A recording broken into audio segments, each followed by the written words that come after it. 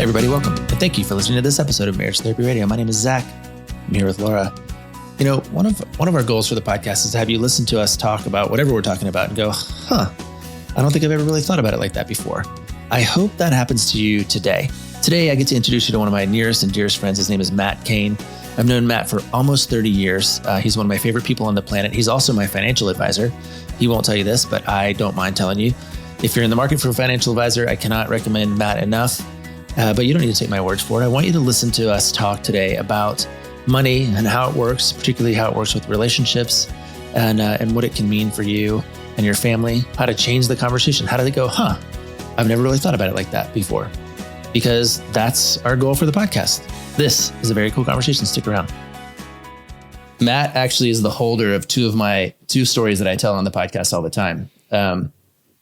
But you've always been anonymous. Do you want to know what they are? Please. I do. I want to know what these full stories disclosure. are. I signed the document to release all personal dignity. Well, so you guys are in an unfortunate category in that you only have sons. And I think boys are the worst. Laura has one son, Holden. Matt has 5 boys. Oh, you're so lucky. A full basketball team. Yes. Rad. Yes. And Coach Matt. But this is one of my favorite stories. He goes to the doctor. They go to the doctor to find out if they're, having a baby or whatever. And the doctor's like, yep, you're having a baby. You conceived on, January 12th or something like that. And Matt's like, no, we only got married on the 18th. And the doctor was like, well, you can conceive before you get married, And Matt was like, we couldn't. So the doctor was like, great. January 18th is your conception date, which means like straight up the honeymoon day baby. You got married. Yeah. A honeymoon baby. And so hold on. Reception baby actually is what we prefer to call it. Reception baby. So my mind, Matt, went to that you were so naive that you were having intercourse before you were married, but you didn't actually realize that the good Lord would bless you with a baby, even if you were not officially married. So that's where my mind went. Yeah. But you're exactly where the ultrasound tech went. Yeah. And we had a bit of the story is better, Zach. The argument that ensued in front of Kim while she has her, belly out, lubed up for a, ultrasound. It's probably smaller than and I'm disputing. I'm disputing it was petite, and I'm disputing sort of my moral commitments in front of an ultrasound tech. So. And they're like, nope, that doesn't happen. That's No, the date is the date. This is how big it is, and this is what the measurement says. So this is when it happened. And that was the last glass of champagne your wife ever had. It was on the reception, huh? It's true. It's true. Bummer. Okay, 5 kiddos. Good for you. Do you have any? And you have 0 daughters. We just got a daughter-in-law this summer, so I'm now officially compromised emotionally because every time I see her, you look very young. You look like I'm 65. 65. That's amazing. Your hair product is phenomenal. Really keeping it brown. There's this Grecian formula. I take it orally every day, and it's been great. No, I'm 52. Okay, 52. I'm just a little older than Zach. Yeah. So. The other story is the reason that we had Matt on. Matt will not tell you this, but I don't mind telling you. Matt's my financial advisor in addition to being my very good friend. But I learned from Matt about the Monte Carlo number. This is my Tell me about, by the way, I just for fun, I like to call my money guy my wealth manager because it makes me feel better. Yes. What did I say? Financial advisor? Yeah. I'll go with the wealth manager. That's very bougie of you, Laura, Thank you. Call him your wealth advisor. Yeah. That's nice. Yeah. What is the Monte Carlo effect? Well, the Monte Carlo number, this is how I understand it. Matt, you can correct me again if it's a better story than what I think. But when we sat down with her, so Rebecca and I, we've not made a lot of money in our lives. We spent maybe 30 years trying to figure out how to spend less than we make, which is rule number 1, by the way. When you're talking about trying to manage your finances. My husband would disagree. He would say, solve it with the top line. Just make more money. Got it. Yeah. So, but we finally sat down and we said, hey, here's our whole situation. Here's what we're doing. And Matt and his team were like, well, what do you want to do? And I was like, I don't know. We want to retire at whatever we said, 65, 70 years old. We want to have $2 million in the bank. I don't even remember what it was. But he said, okay, looking at your current situation, you have about a 30% chance of getting there. If you change nothing, you got about a 30% chance of retiring at $70 years old with $2 million in the bank. That's your Monte Carlo number. And I was like, oh, So some people are like, they think that's great. 30%, I can roll with 30%. Most people want like 80, 90%. I want an 80, 90% chance of getting where I want to go. Certainty. So they said, if you want an 80 to 90% chance of getting that's the place where you're going to go, you got to change these behaviors. You got to go in this direction. You got to do this instead of what you're currently doing. And so we started to kind of figure out how to do that. And I guess every year you sort of reevaluate and get a new number or whatever. But I've been fascinated by this concept in general because, you know, in my office, and I don't know, probably for you and Matt, maybe even in your office, you have a couple that comes in, they want to talk about their money, and maybe his Monte Carlo number, he's comfortable with 70. He's like, I'm good. 70%. I feel pretty good about 70%, but she wants 90. She wants like a 90% assurance so that means that they have to negotiate behavior between 70 and 90. Anyway, I tell that story a lot, tell it to clients, I've told it on here, but Matt's been most helpful in helping me think about money. And I thought, hey man, why don't you come talk to us? And just like, we have lots of questions and you have lots of thoughts. And, so here we are, we're just all hanging out almost like we were at a wedding together and just kind of like, you know. We all sat at the same table. Would it hurt your feelings, Zach, if you heard my memory that you had a score of 0 probability of making it to retirement? That was your memory? Is that TMI? It's quite likely that I had a 0 probability of whatever goal I had. Cause we had no plan. We had no plan.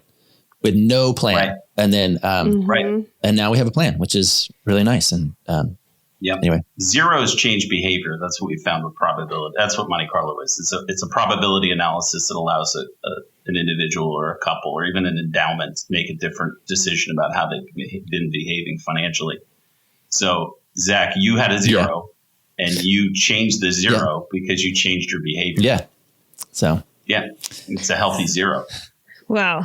This is very timely, Zach, because I have been texting you recently where I'm like, hey, just so you know, I need money. I need money. I need to make money. I need money. And I'm I'm trying to like sell them Girl Scout cookies, lemonade, doesn't matter. But Matt, just recently, so my husband ended the company that he was working for. The company sold, so he ended that trajectory and he did very well last year and decided to sign on with a startup, which basically means no salary with a hope of, you know, maybe sometime it growing. So anyway, he's making 18% of what he made last year. Super fun.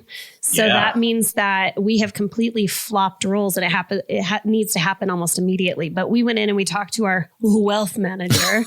And our number was 70%. That's not bad, right? Yeah. That's a great number. That could lull you to sleep potentially, but that's a good number. Yeah. So 70 is not going to change your behavior, Laura. No, it's not. No.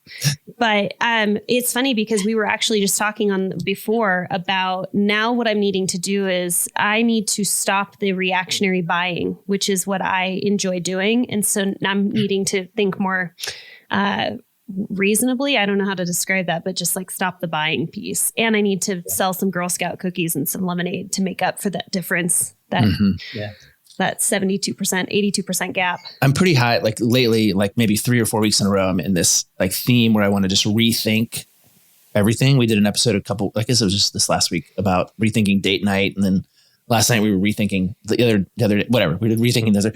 But so kind of today I want to just set up like, what if we just rethink money? And Matt, I'd be interested for you to just kind of riff for a minute about how you think about it on behalf, particularly of your clients, but couples, because we have a bunch of people who will say the number one thing we fight about is money, but they're not really fighting about money. They're fighting about something else. And I would love for you just to, I don't know, give us a download of who you are and how you operate in the money world.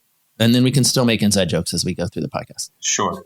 And we'll try to leave enough time to get practical because the high level conversation about money can feel like we're, lighting a cigar, sitting around a fireplace, telling our stories about money. And I love doing that with folks. But one of the things that might disrupt any of our thoughts about financial capital is that we think it's dangerous. So money is fundamentally relational, right? We know that. It's not an inert object. It's not like a piece of cotton candy sitting on the table. Money is absolutely dynamic. It has an influence on our lives. Even when we don't want it to, it does. in marriage, obviously, as you guys know better than I do, marriage is you reap the whirlwind if you ignore the influence that financial decisions have on your relationship. This is true of your kids. It's true of your friendships. It's true of your extended family.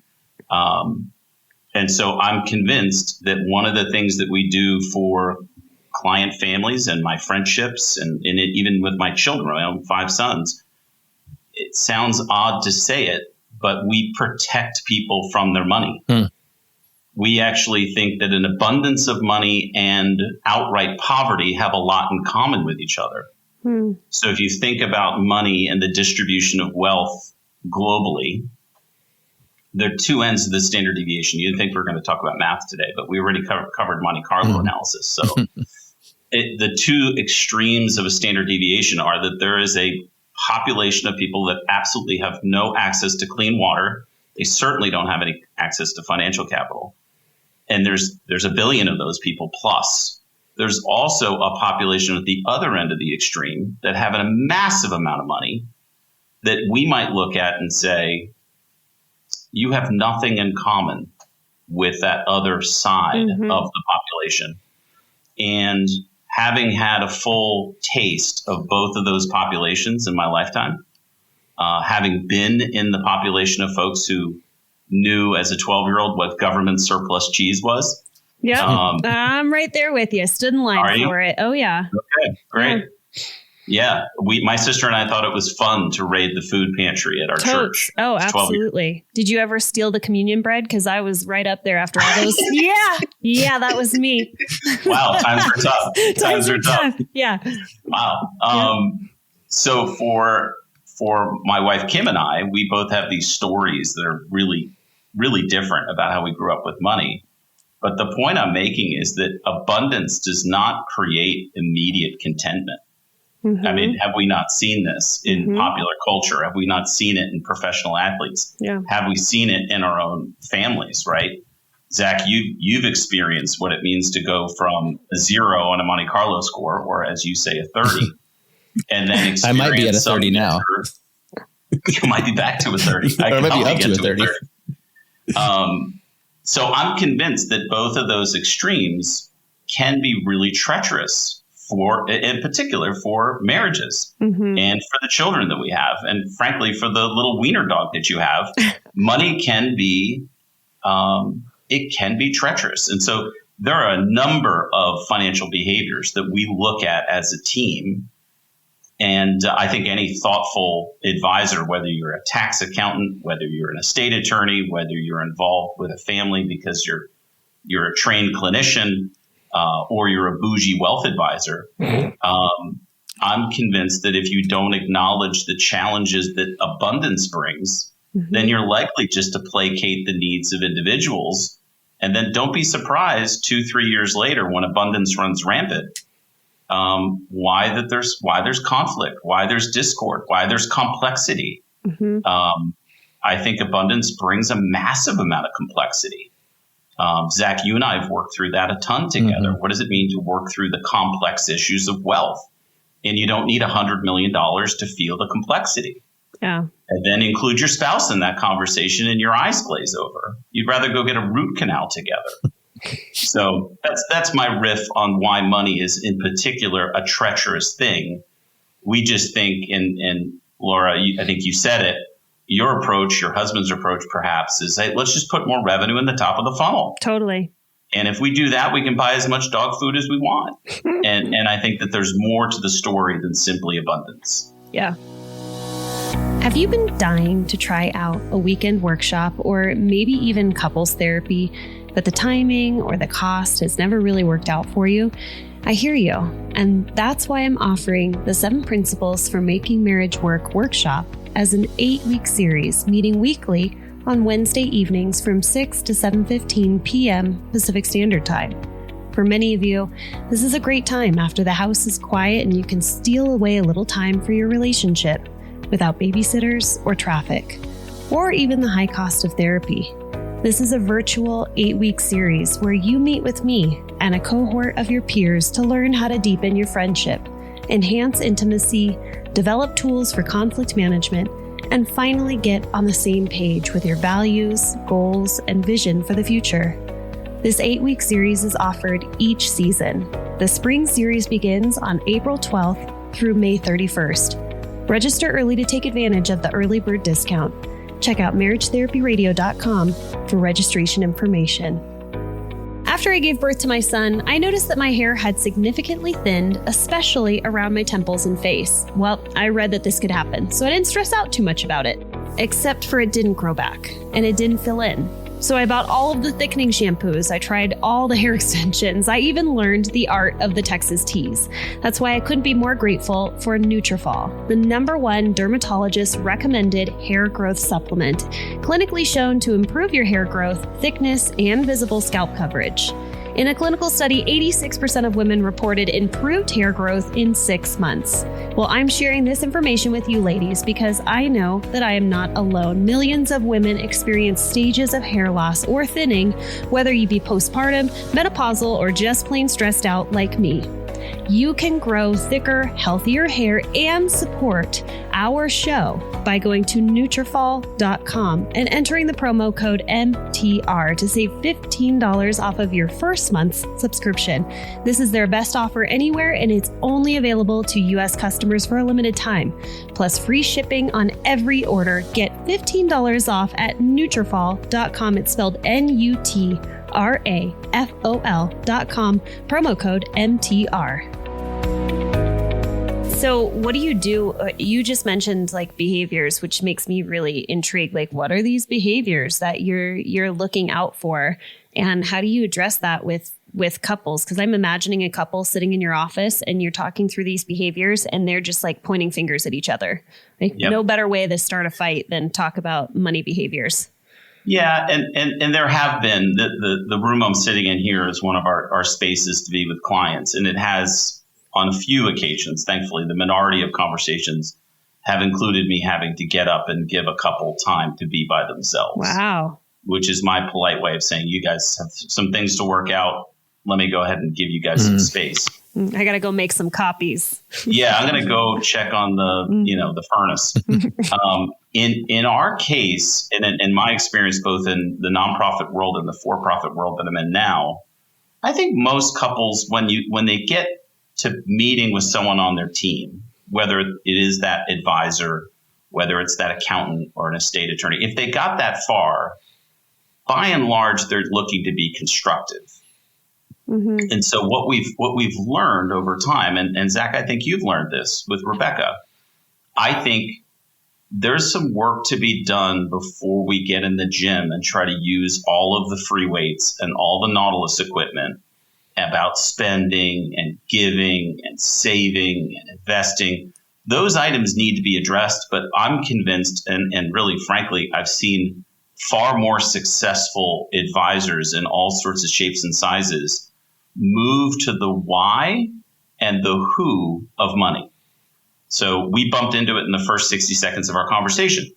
What is our story? I often ask young people, I'll say, if money was a person in your family, tell me what person it would be. And we personify money. We actually say, oh, money is my drunk Uncle Larry. Mm-hmm. That's what money looks like to me. Or money is my abusive father that I don't talk to anymore because I have this approach avoidance with money. There are really clear influences on all those behaviors that if you don't uncover them, name them, document them even for some, and say, here's some of the good things that we're going to keep. And here are some of the foundational values and character traits that I want to include that I don't currently have, and get what we would call just alignment. Are the two of you and your husband, Laura, are you in alignment on what the money's for? Mm-hmm. Are you in alignment on the role money's supposed to play? Have you even had that conversation for 10 minutes? Mm-hmm. And unfortunately for us in the West, I think there are foundational beliefs about money that get smuggled into who we are without our permission. The same could be said of our identities. The same could be true of how we view gender and sexuality and politics, you name it. I'm convinced that if we don't uncover where we are aligned, or maybe perhaps more importantly, where we are honestly not aligned, then we're in big trouble. And to just talk about it in terms of behaviors, I think is just simply changing the paint color on the wall. One thing I've been thinking about with people is this idea of where we are not aligned, and how tempting it is for that to be a place of conflict, but it really is just a place of information. It's just a place of data. Like, oh, wow, you think about it like this, I think about it like that. Neither one of us is right or wrong. We're just have more information now. Right. So, right. Yeah. Early on in our marriage, Kim and I would have been a very clear stereotype of pointing the finger across the table and saying, she would say of me very fairly, she'd say, because you didn't have money as a kid, and now that you have some measure of financial capital, you are the spender in our family and I'm the saver. Yeah. And we take up these roles out of a position of conflict, almost like in the first inning of play in our marriage in our 20s. And for us, we had 5 children in 10 years, so we barely knew where our checkbook was, much less balance that checking account. But we took up roles. I was the spender, and Kim was there to hold me back from that. And there's nothing wrong with spending. There's nothing wrong with being frugal and self-controlled. But when we align ourselves as enemies in a marriage because of a particular behavior and a particular stereotype, I mean, in my opinion, those marriages miss out on what we think the promised land is, which are, I use words like contentment and significance with the people I work with. And when they hear those words for the first time, often I get laughter or silence because they think that promised land doesn't exist. I'm convinced that it exists. I think contentment with money, regardless of whether you're a millionaire or you live in a 1-bedroom studio apartment on the poverty line, I'm convinced that contentment is possible. And I'll even go so far to say that I think even wealth is possible without an abundance of capital, which gets back to sort of our definition of money. Sure. Do you think you're wealthy, Laura? Right. Like, are you wealthy? If I asked you that in the first 30 seconds of this conversation, you might tell me no. Right. Yes, I would say no. Right. And I might say, well, hold on a second. Perhaps somebody smuggled a definition of wealth and significance into your life somehow, some way. Right. And I might suggest to you that wealth is far more achievable than your balance sheet might tell you. So this is a little side note, but I remember I used the word successful. And I was kind of like trying to lean on financial success, basically. And I'm chatting with a buddy of mine and we're painting this garage. And I said, so out of all 8 of your siblings, who would you say is most successful? And he said, oh, I would say probably my sister. And I said, what does she do for a living? And he goes, oh, she doesn't work. She has a really lovely husband and they have 4 children and so his definition of successful kind of blew my mind. And I had to take a step back. I was like, that is not at all what I asked, but that is how he interpreted it.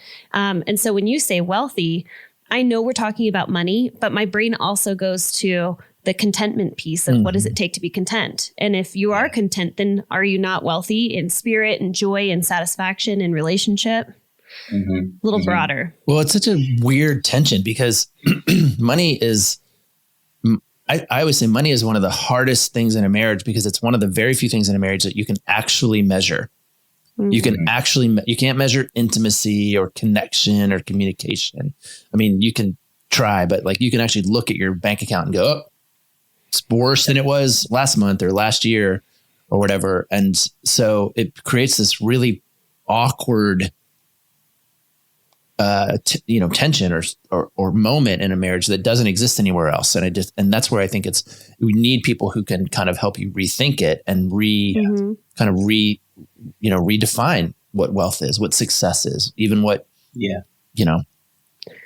a buddy of mine, sorry, Laura, just on this idea of quantifying money in a relationship. It's because money is one of those unique storehouses of power. Let's be honest with each other. Like if I showed you how much money I had as a 22-year-old, or I showed you how much money I had now, those are just different ones and zeros. But there's an immediate effect when we're vulnerable about our money that has actual influence. It's potent, not just in the marriage, but certainly at the center of the marriage is this really distinct awareness for an individual that happens to be in a relationship where, especially if one is of incredible means and the other is of no means, which would have been my story. Kim grew up in a very normal household in Connecticut, with all the things that I thought I wanted. My wife grew up in a normal household in Connecticut too. Yeah. Yeah. I threw in the Connecticut for you because I know how much you miss your homestead. Well, but, Rebecca grew up in Connecticut in Greenwich, like in an incredible amount of wealth. And I grew up kind of like you in Southwest Virginia in a, sort of, my family, I've said it a million times, declared bankruptcy when I was in school. So we came together almost in the exact same. Well, we came together from totally different sides of the wealth equation or the math equation, but both of us were completely ignorant about how money worked because her parents didn't involve her and my parents didn't have any. So we just, we were making it all up. But yeah. Okay. So that brings me that you said involve. And I have been thinking about the dynamic of my husband works with our money guy. Probably once a week he's on the phone with him. And I have no idea what the heck's going on. I have to schedule Matt like 6 months in advance. Like he's that is not true. Well, I mean, to be fair, actually, I mean, this guy's anyway. Although Matt, sorry, I want to hear your story, Laura. This is Matt is very responsive. He's very responsive. Sometimes I'll ask him a question over text and he's like, can't do that. The SEC says we're not allowed to talk. And I was like, all right, fine. Can't leave voicemails about making any kind of changes to your account. That's right. All right. You got to talk on the phone. Ryan's on the phone with your guy once a week. Go ahead. Well, I'm curious about how much do you, when you notice that there's a partnership and shared accounts, do you encourage that the other partner be aware and know what's going on? Because you were talking about power. I was thinking about the power differential in our household. Husband's making the majority of money, at least he used to. Now mama's coming in, bringing home the bacon. But I'm just wondering about that dynamic of, do you encourage both partners to be equally yoked when it comes to the financial decisions? Yeah, I would encourage it, and I warn against the sort of command and control of financial affairs being in some room in the house, metaphorically speaking, that you don't get to go in. Yeah. That would be ridiculous from an architectural perspective. Laura, you can come in every room in the house, but this room over here, this is where our money is. Trust me, this room is too dark or too light or too complicated for you. I'll take care of it, and anytime you need money, just knock. I unfortunately, mortality for the two males on this call are very clearly, if you look at actuarial tables, 70% of all wealth after the age of 65 is held by women. So not just for command and control for the two of you to be in alignment and have some hope of financial contentment, so you don't strangle each other and end your marriage over money. But also, ultimately, Laura, you are going to be in charge of your financial affairs. And wouldn't it be nice, while you still had all your faculties, wouldn't it be nice to at least get an introduction, maybe even like a quarterly, review where you actually participate? And I'd say, I'm not going to call it a non-negotiable for us, because the client at the end of the day gets to dictate who's involved in the conversation. Right. No surprise, actual collaborative command and control of where money goes and how it's gifted and how it's spent and how it's invested and how it's saved. The families that actually do that together, oddly enough, have less conflict. Things are less confusing. There's actual clarity about saying, oh, I just gave a gift to this. Honey, did I mention that I gave X number of dollars to this particular request? What a terrible moment, right? And so when folks ask for a gift, or there's a spending need that's more than $1,000, Kim and I have a conversation, whether it's a new door or it's a gift to an institution of higher learning. Why would you ever do that alone? Mm-hmm. I'm just convinced it's bad business for the family. I'm smiling because I've been to a few galas recently where it's paddle races. And if you want to see couples get into like rage, it's after you get a couple drinks in each other. Exactly. Put your paddle down. Can I have that paddle? Sitting on your partner's paddle. Yeah. It's funny that you say gift because I'm sitting here going, gift? Who's got time for gifts? Who's got money for gifts? Yeah. But I understand there's purposes. My husband's helped me to understand there's reasons why we gift, tax breaks, blah, blah, blah. But anyway. Yeah. Well, also because it's nice. Yeah, but it's a nice thing to do, Laura. When you come from, a scarcity mindset, you don't give anything away. You hoard like nobody's business. Yeah. Yeah. And the real mystery of it all that I just keep having to be reminded of, and as much as I might be an advocate for other families, I need to be an advocate for my home on this principle of generosity. Mm-hmm. I think it was Cicero. This will be the first time on your podcast somebody quotes Cicero, but he said that gratitude is the mother of all virtue. And I've often said that generosity is its firstborn son. And I think the sort of upside down world of what wealth looks like, as we were talking about earlier, we've tried to teach our 5 boys that it is quite literally a law of financial gravity that to be generous is actually more fun than to get. Mm-hmm. And we've included them in giving. We've included them in serving. We've included them in those sorts of behaviors. And the most healthy families I think of, some of whom are so well-heeled financially would make you blush, their number one financial behavior, when we get alignment, we start actually ordering those behaviors of saving and investing and giving and spending. The families that put generosity first, by and large, are the most aligned families I've worked with in 2 decades. Yeah. That makes sense. Just over and over again. The families who put spending and consumption first, again, not that consumption's wrong, but when they make spending the primary lens through which they see the use of money, that's where the vast majority of conflict comes, because we all have different thoughts about what spending ought to be. And it becomes a competition of sorts between the spouses and the children and this sort of large brokerage of self-interest. I'm old-fashioned that way. What types of questions could our listeners ask each other, conversations that they could go through in order to feel as if they're hitting all of the values to begin to align? Yeah, I think there's 2 places, and we alluded to one of them already, and it's that of our stories. If you have not ever actually told your story of how you related to money as a kid, no matter how boring or normal you think it might be, it is formative. And it's formative in your marriage, even if you say it's not. It is. It's ubiquitous. Our experience with money, again, I'm positing that money is relational.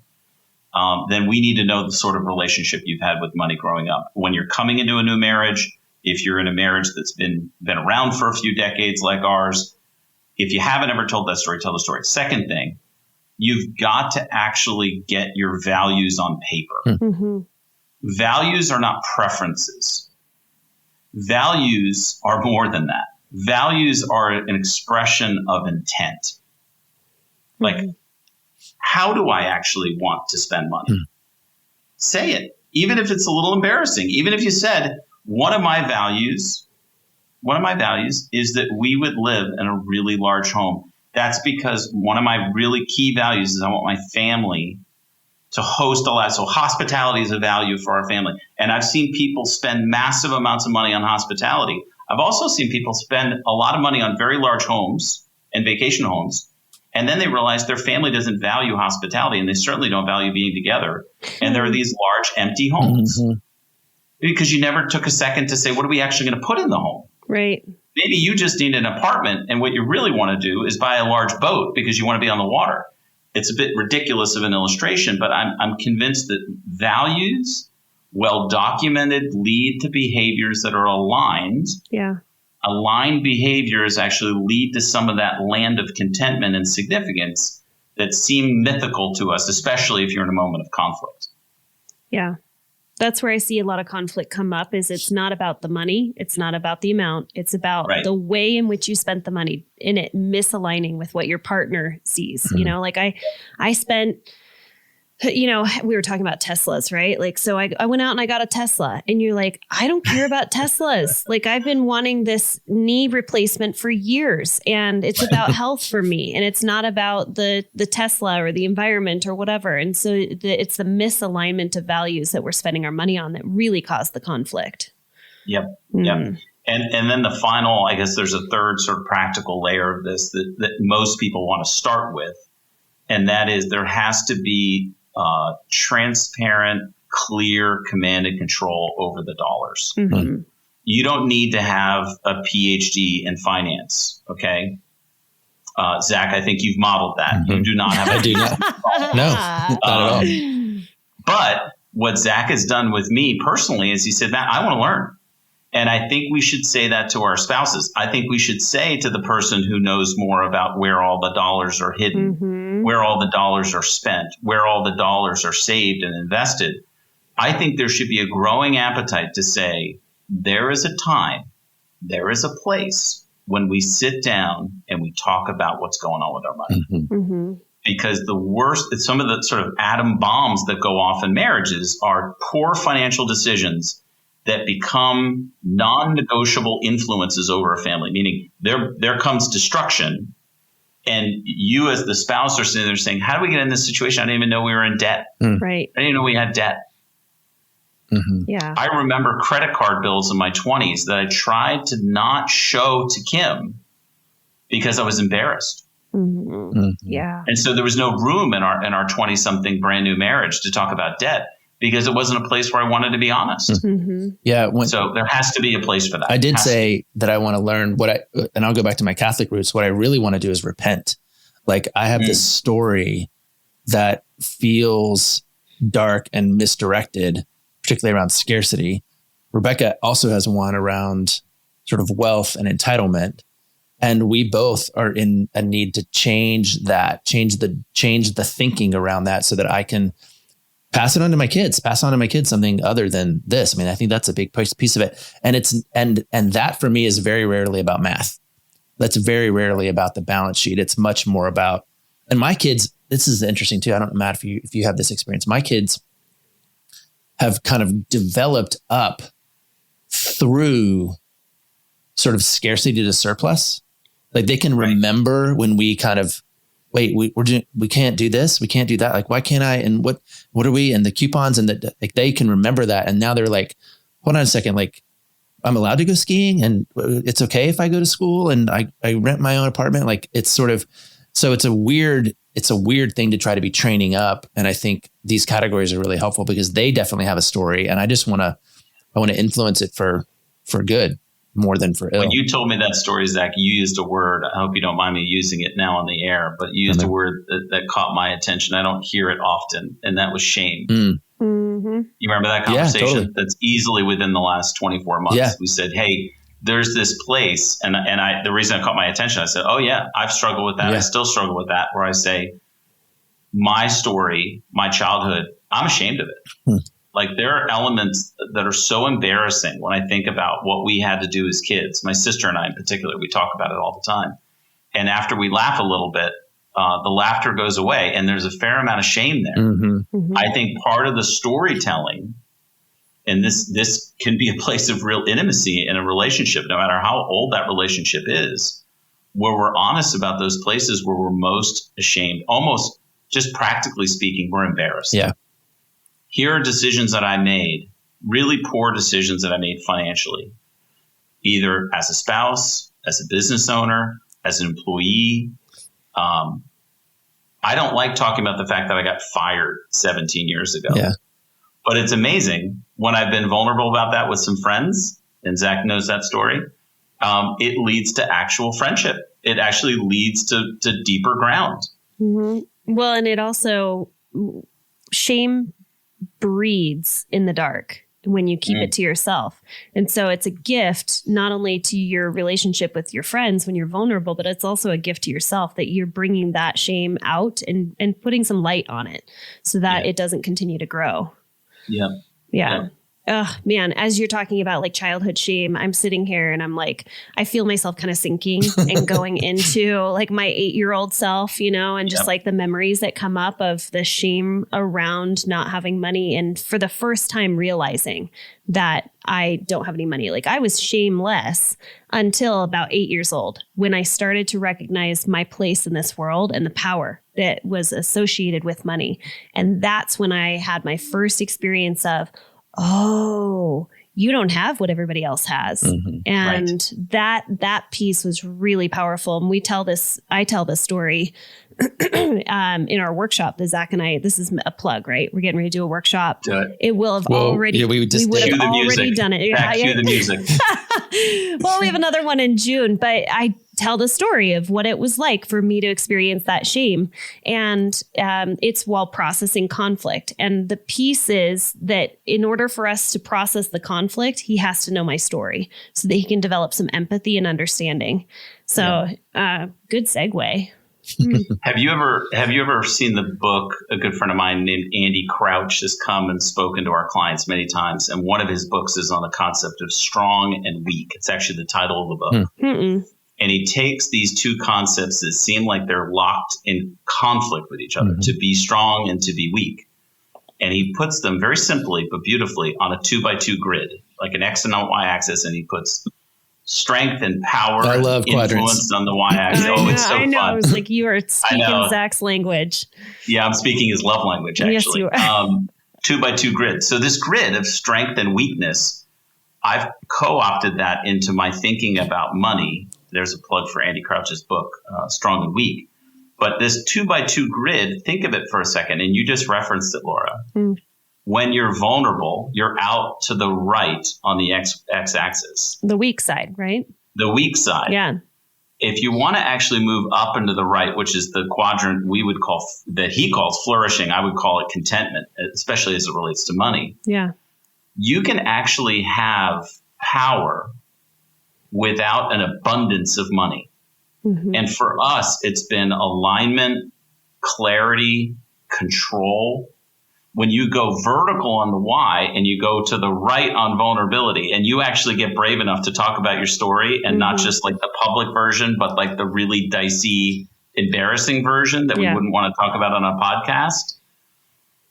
That's when you move up into the right. Those are the people, and I will admit, those are the people in the minority of humans that I've run into who are living lives of significance, contentment, and clarity as it relates to financial affairs. But it has a lot to do with vulnerability and has a lot to do with generosity, because I think generosity, particularly financial generosity, is an act of vulnerability. You're essentially just saying, 100%. I'm going to give away my money. Yeah. What does that mean? Right? I just, there's a well-known foundation in our building here in Philadelphia. Sir John Templeton founded it. It's the Templeton Foundation. What an incredible naming convention. But he sold the Templeton Mutual Fund family in the 90s for, several $1 billion. He gave away a cool, even $1 billion. Wow. Do we have any idea what that decision must have felt like? Irrevocable, gone, not yours anymore. It will be given in perpetuity to someone other than you and your children and your grandchildren, your great-grandchildren.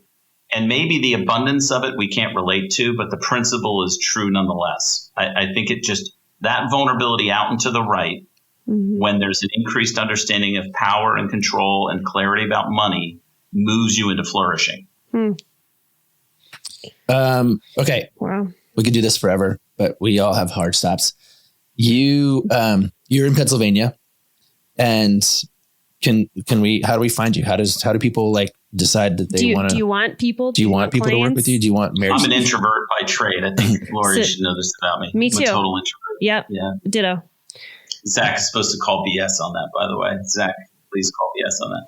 I think we've got clients around the planet, and actually, The folks that we have international are some of the folks with the least amount of means that we've just decided as a part of our mission statement as a firm to help people manage money, even if they have no money to manage, at least from a really big picture perspective. So we have a footprint that's beyond just our region. We actually have clients in Seattle. We've got clients in LA. It's true. Other than Brittle. It's true. Who asked for like bi-weekly visits to his home. It's like, I'm going to need you to fly out here and explain this spreadsheet to me. I know his needy. He's coming to my home next week. Yeah.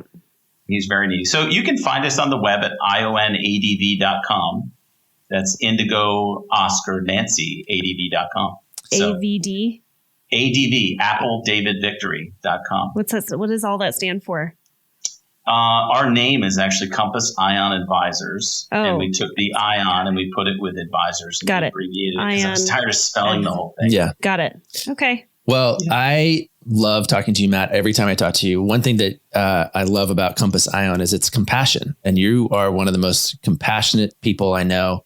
And I trust you implicitly with my money. I hope people will check you out and learn about what you've got going on. And thanks for just coming and talking to us, helping us rethink money. Let me ask Matt, before we let you go. So you gave us one book reference, Strong and Weak. Yes. Do you have any other references or things that you're like, hey, this YouTube video, dope. This person, amazing. Yes. I'm going to actually make an app reference. Okay. Can I get techie? Yeah. Sure. Let's do it. So a lot of folks have said to us, oh, I can't hire the bougie financial advisor. How can I get organized? How can I get clarity? My favorite app and website to pass, and it's free, is a supercharged tech engine called mint.com, MINT. Have you heard of it? Oh, yeah. When we were this is our second internship year that I refer to, when my husband decided to go rogue and not have a W-2 and all that. The first one, we were doubly poor. I was in grad school and I was like, we need to figure out what's going out the door. And we got mint.com. So now we're using Rocket Money. We've transitioned over, but I've used both and very similar platforms. Yeah. And just to give it a great plug, it's not just a budgeting software. So you're not just getting that root canal. The real helpful thing that I think a lot of people miss is what they owe and what they own. And that's really the makings of a net worth schedule. And most people, no matter how much money they have no idea what their net worth is. Right. Mint can help you not just manage the X's and O's of cash flow. Right. They can also help you free of charge to do what's called aggregation, where you see, here are my loans, here's all my assets, here's where they sit, and here's how they change week to week, month to month, quarter to quarter. Most people, and I mean including people who are worth $50 million, don't have clarity on where their money is. Right. I ask them where their money is. They don't know. Yeah. And we have to go on like a little, Easter egg hunt to find all the money. We just did that with my mom. What a nightmare. It's 65 hard. Years of Easter egg hunting and hiding. Yeah. Okay. So you said mint.com. Do you have another one? Do I have another one? Pulling out all the resources. I do, and this one's a human recommendation. Okay. And again, I'm going to give the disclaimer that you don't need to be quote unquote, have an abundance of financial capital to get this. Build yourself a team of people that give you advice that don't care whether or not you like them. Okay. I love it. You have to get people, tax accountants, estate attorneys, financial advisors, insurance agents. You've got to start building, as one of my business partners, Josh, he would say it all the time. He said, you got to build your table. If you don't have a table, if you've never had a person give you financial advice, start finding people who can give you good advice. Okay. You cannot do this yourself. Or you should not do this yourself. Of course, I have a conflict of interest in saying that out loud. I think there's a lot of people who've been successful do-it-yourself investors. I'm talking about something bigger than that. I'm recommending that don't be a do-it-yourself money person. Get people who've done this for a living who can help you avoid the mistakes that you're going to talk about in the language of real disappointment and regret. And that's just not needed. Brilliant. Thank you, Matt. It was nice meeting you. Thanks for having me on. I hope we get to hang out at another point. Maybe Zach, when you die, Matt and I will still be around. At my funeral. We'll see each other at your funeral. Yeah. That's right. Or if Matt ever comes and visits me, maybe you can just drive up and we can hang out. I'm going to gas up the company minivan and drive on out. Right on. Love to see you guys. Yeah. Get it. Minivans are my favorite vehicle. Yeah. Laura, nice to meet you, albeit virtually. Take care, see. All right. Well, let's land it. Thanks so much for listening to this episode of Marriage Therapy Radio. That was Matt Kane, Kane. Matt gave us a few references. So first of all, you can find Matt Kane by going to Ion Advisor, ADV, so ionadv.com. But he gave us 2 awesome recommendations, mint.com. I've mentioned Rocket Money, who's been a sponsor of the podcast. Very similar platforms. I have tried both of them. I actually really appreciate both of them. And it oftentimes comes at a time when we're kind of grappling with our finances. So check those apps out. They're both free to you. And they also recommended a book. It's called Strong and Weak, and it is by Andy Crouch. Thanks so much for all of your time and attention, making your relationship better today than it was yesterday.